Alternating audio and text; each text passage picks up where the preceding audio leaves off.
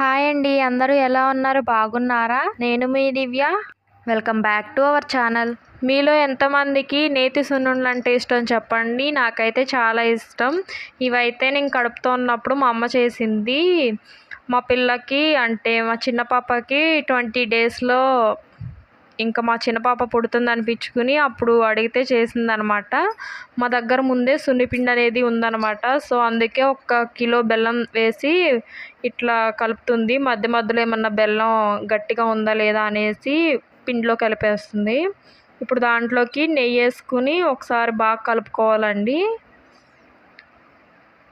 మొత్తం అంతా కలిసేలా కలుపుకున్న తర్వాత కలవాలి మొత్తం పిండి మొత్తం సున్నిపిండి. ఇగోండి ఇంకా మళ్ళీ ఇంకొకసారి నెయ్యి అనేది వేడి చేసి వేసుకోవాలి సున్నిపిండిలోకి. మొత్తం బాగా కలవాలండి.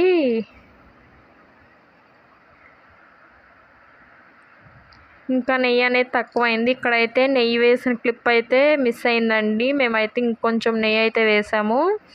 చూడండి ఇప్పుడు ఈ రంగులోకి అయితే వచ్చింది.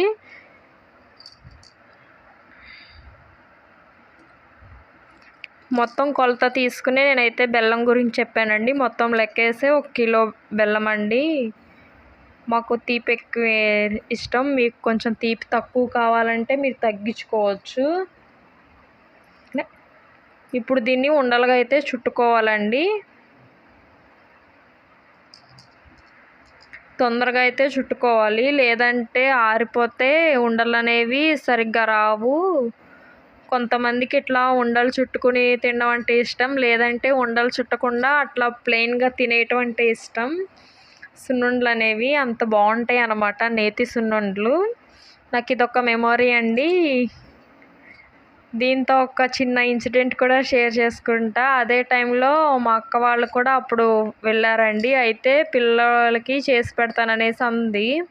సరే చేసి పెట్టు, పిల్లోడు తింటాడు కదా అనేసి నేను కూడా చేయమన్నా. కాకపోతే వాళ్ళు ఏమనుకున్నారు, నాకు పెట్టకుండా వాళ్ళు ఎట్లా తింటారనేసి వాళ్ళు కూడా చేయలేదండి.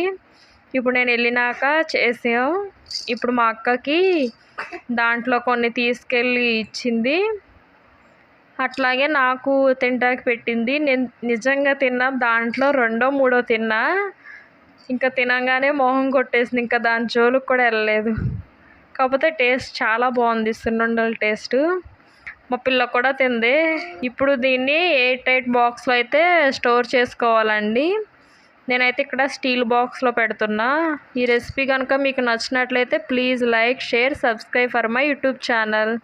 Thanks for watching. Please do subscribe.